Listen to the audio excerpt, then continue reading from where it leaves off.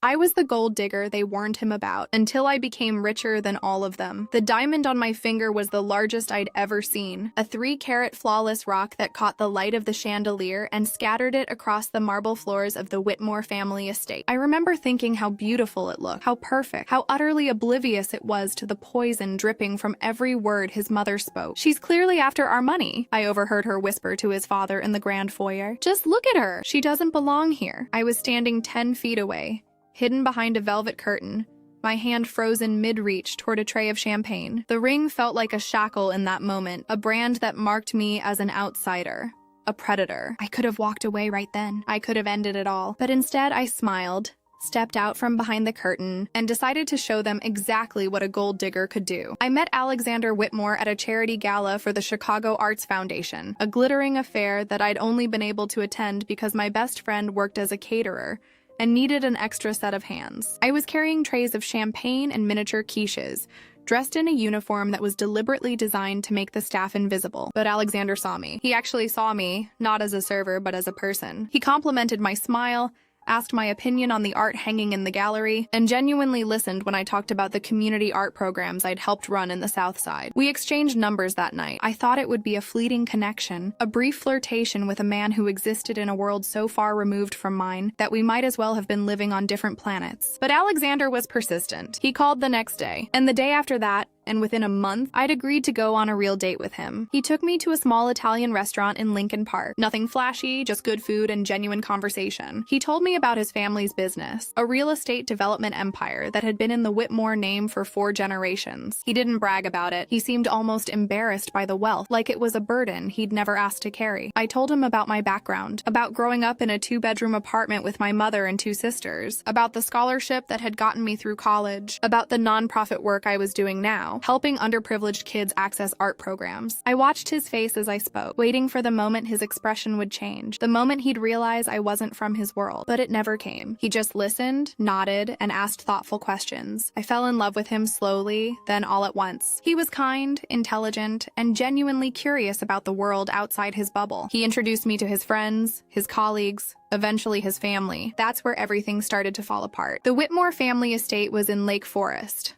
a sprawling mansion with 20 rooms, a private lake, and a staff that outnumbered the residents. The first time I visited, I was nervous. I'd dressed carefully in the most expensive outfit I owned, a navy blue dress I'd saved for months to buy. But the moment I stepped through the front doors, I knew it wasn't enough. I could see it in the way his mother, Penelope Whitmore, looked at me. Her eyes traveled from my shoes to my hair and stopped somewhere around my neckline, her lips pressing into a thin, disapproving line. "Alexander," she'd said, her voice clipped and cold. "You didn't mention your guest would be arriving this early." It was the beginning of a campaign of subtle, relentless cruelty. Penelope never said anything outright rude. She was too polished for that. Instead, she made comments that were just barbed enough to wound, just vague enough to deny later. "Your dress is lovely, dear. Is it vintage? It has that charming secondhand quality. I'm sure you're very familiar with the bus system. How convenient for you. Alexander tells me you work in the arts. How admirable. I suppose someone has to. She wasn't the only one." Alexander's father, Harold, was a man of few words, but his silences were deafening. He'd look at me like I was a stain on his Persian rug, something that needed to be removed before it became permanent. His sister Victoria was even worse. She'd inherited her mother's talent for veiled insults and weaponized them with surgical precision. "You know, I read an article about women who date wealthy men,"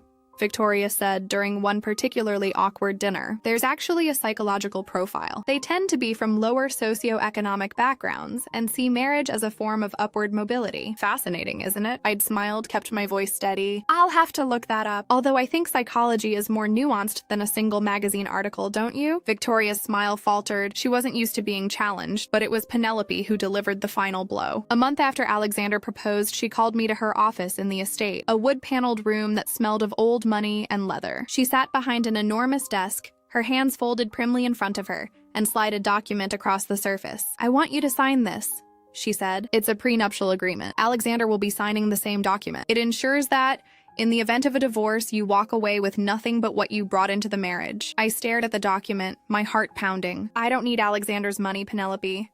I love him." "Oh, I'm sure you believe that," she said, her voice dripping with condescension. "But we both know that love doesn't pay the bills. And I've seen women like you before. You come in, you charm the sun, you take what you can, and you leave when the money runs out. I'm not letting that happen to my family. I signed the document. I signed it because I had nothing to hide, because I genuinely didn't care about Alexander's money. I signed it because I wanted to prove her wrong, but that wasn't enough for Penelope. A week before the wedding, she summoned me to the estate again. This time, she wasn't alone. She had a private investigator's report in her hand, a document that detailed my mother's financial struggles, the foreclosure on our childhood home, the student loans I was still paying off. You see, dear, she said, her voice triumphant, I know everything about you. I know about your mother's gambling debts, your sister's bankruptcy, your own credit card bills. You're drowning in debt and you think Alexander is your life raft. But I'm here to tell you that he's not. He never will be. I was shaking now.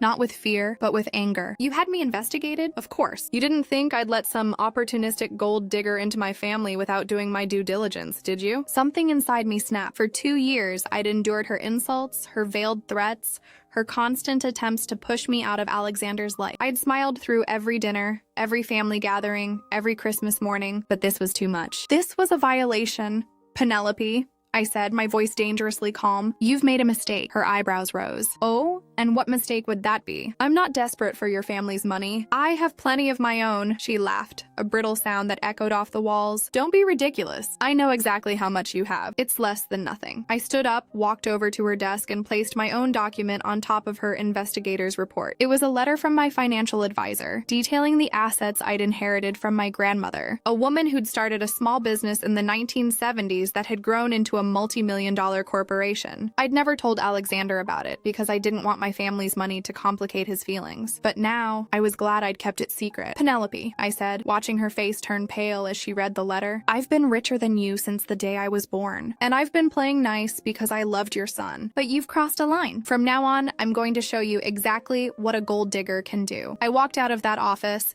my heels clicking against the marble floors, my head held high. Behind me, Penelope was sputtering, trying to find words that wouldn't come. The next morning, I called a meeting with my grandmother's lawyer. It was time to take control of my inheritance, and more importantly, it was time to show the Whitmore family exactly who they were dealing with. The days after my confrontation with Penelope were a blur of phone calls, legal consultations, and increasingly frantic messages from Alexander. He didn't know about the inheritance, not yet. He'd been kept in the dark by his mother, who had apparently decided that I was still the villain of this story, just one with more financial resources than she'd anticipated. Vivian, please. Alexander had begged over the phone. My mother told me what happened. She said you threatened her. Can we just talk about this? I'd almost laughed. She's the one who hired a private investigator to dig into my past. She's the one who accused me of being a gold digger. I didn't threaten her, Alexander. I just told her the truth, which is, I paused. It wasn't the right time to tell him about my grandmother's fortune. He was still too entangled with his family, too caught up in their narrative about who I was and what I wanted. I needed to handle this on my own terms first. Alexander, I love you, I said, but I need you to trust me right now. Your mother is not the person you think she is. I know she can be difficult, but she's my mother, Vivian. She just wants what's best for me. That stung more than I wanted to admit. After everything Penelope had put me through, he was still defending her. It was the first crack in my belief that our relationship could survive his family's poison. While I was wrestling with that realization, my grandmother's legal team was doing their work. My grandmother, Elena Rossi, had come to America from Italy with nothing but a few dollars and a dream. She'd started a small tailoring business in Chicago's Little Italy neighborhood, hand-sewing garments for wealthy families, including, ironically, the Whitmores. Over the decades, she'd expanded her business into a clothing empire, all while quietly investing in real estate and stocks. She'd never told me the full extent of her wealth. She wanted me to build my own success, not rely on hers. But she'd also been watching the Whitmore family for years. She'd seen how they'd treated her granddaughter and had decided that enough was enough. She'd been secretly buying Whitmore Holdings stock for over a decade, amassing a controlling interest that rivaled Harold Whitmore's own share. You're going to have to let me handle this, my grandmother said when I visited her in her cozy apartment above the tailor shop. You're too close to the situation. I can deal with the Whitmores the way they deserve to be dealt with. Grandma, I said, hugging her tightly. You don't have to do this. I can handle it, she smiled, her eyes twinkling. Nonsense. They called you a gold digger. They made you feel small. That's a crime in my book. Besides, she added, patting my cheek, I've been wanting to knock the Whitmores down a peg for 60 years. They were always so stuck up when I worked for them. Now it's time for a little payback. The meeting was scheduled for 11 o'clock on a Thursday morning. I arrived early, wearing a suit that had been custom-tailored by my grandmother's company, the same one that had once made dresses for Penelope Whitmore. I could have worn jeans and sneakers and still been the most powerful person in that room, but I wanted to make an impression. The Whitmores arrived together, Harold leading the way with Penelope trailing behind him like a shadow. They looked surprised to see me already seated, but they recovered quickly, taking their places at the boardroom table with practiced superiority. "Vivian," Harold said, his voice clipped, "we appreciate you agreeing to meet with us. I think we all want to resolve this situation amicably." "Of course," I replied smoothly. "I'm always open to a productive conversation." Penelope leaned forward, her eyes narrowing. "Let's not pretend this is anything but what it is. You've been playing games with us, pretending to be something you're not. But we've done our research and we know the truth." I smiled. "Which truth is that? The one where your private investigator found out my grandmother owns a successful company? Or the one where she's been quietly investing in Whitmore Holdings for the past 12 years? Harold's face went very still. "I don't know what you're talking about." "Of course you don't. Because you never bothered to look beyond your own assumptions. You assumed I was poor, desperate, and willing to do anything for your family's money. You never considered that I might be something else entirely." I pulled out a folder from my briefcase and slid it across the table. Inside was a detailed report on my grandmother's holdings, including the percentage of Whitmore Holdings stock she owned. It was enough to give her veto power over any major business decision. It was enough to make Harold Whitmore's position as CEO precarious. "This," I said, "is a copy of the current shareholder list. As you can see, my grandmother controls a significant stake in your company. She's been building this position for years, quietly buying up shares whenever they became available. And yesterday, she transferred those shares to me." Penelope's face had gone from pale to white. "That's impossible. The Whitmore family has always held the majority stake. We've controlled this company for 4 generations." "Apparently not," I said calmly. "You see, after your private investigator started digging into my background, I decided to do a little investigation of my own. I discovered that your family has been struggling financially for years. You've been borrowing against your shares, selling off assets, trying to keep up appearances. All that money you were so worried about me taking, it doesn't actually exist. The Whitmore family is in debt, deep debt." Harold was silent, his face a mask of fury. Penelope looked like she'd been slapped. I continued, my voice steady. "Meanwhile, my grandmother's company is doing exceptionally well. We're projected to triple our revenue this year. And thanks to the stock transfers, I am now one of the largest shareholders in Whitmore Holdings. So when you talk about gold diggers, Penelope, you might want to check your own bank account first." Harold slammed his hand on the table. "This is extortion. You can't do this to us." "I'm not doing anything to you," I said. "I'm simply stating the facts. You wanted to know who I was, what I wanted. Well, here it is. I wanted to love your son. I wanted to be part of your family. But you made it clear that I wasn't welcome. So now I'm going to use what I have to build a life that doesn't include you." Alexander burst into the room then, his face flushed with panic. "What is going on? My mother called me. She said something about a meeting, and He stopped when he saw the expressions on his parents' faces. He looked at me, at the folder on the table, at the tension in the room. "Vivian?" he asked, his voice uncertain. "What did you do?" I stood up, walking over to him. "I just showed your parents what a real gold digger looks like. The difference is I dug for my own gold. I didn't need theirs." Alexander looked between us, his face a mixture of confusion and dawning horror. "I don't understand. Your mother had me investigated, Alexander. She called me a fortune hunter, and now she's finding out that I'm worth more than her entire family. What do you think about that?" Alexander stood in the middle of the boardroom, his eyes darting between his parents and me like a frightened deer. I could see the wheels turning behind his gaze, trying to process what I'd just revealed. His family's financial struggles, my grandmother's hidden fortune, the fact that I had more power in this room than anyone else. "Vivian," he said, his voice trembling, "please just tell me what's happening. I don't understand any of this." I walked over to him, my heels clicking against the polished floor. The boardroom was silent except for the hum of the HVAC system and Penelope's shallow, ragged breathing. "Your mother hired a private investigator to dig into my past," I said, keeping my voice even. "She wanted proof that I was after your family's money. What she found instead was that my grandmother, the woman who used to sew dresses for your great-grandmother, had quietly built a fortune that rivals your own. And when she confronted me with her evidence, I showed her my own." Alexander turned to his mother, his face contorted with disbelief. "You did that? You hired someone to investigate Vivian?" Penelope's composure was finally cracking. Her hands were shaking, and her voice came out high and strangled. "I was protecting you, Alexander. You were about to marry a woman we knew nothing about. I had to be sure. By humiliating her? By treating her like a criminal? She's a stranger, Alexander. She could have been anyone." I almost laughed. Almost. "Penelope, I've been attending family dinners for 2 years. I've been to every holiday, every birthday, every embarrassing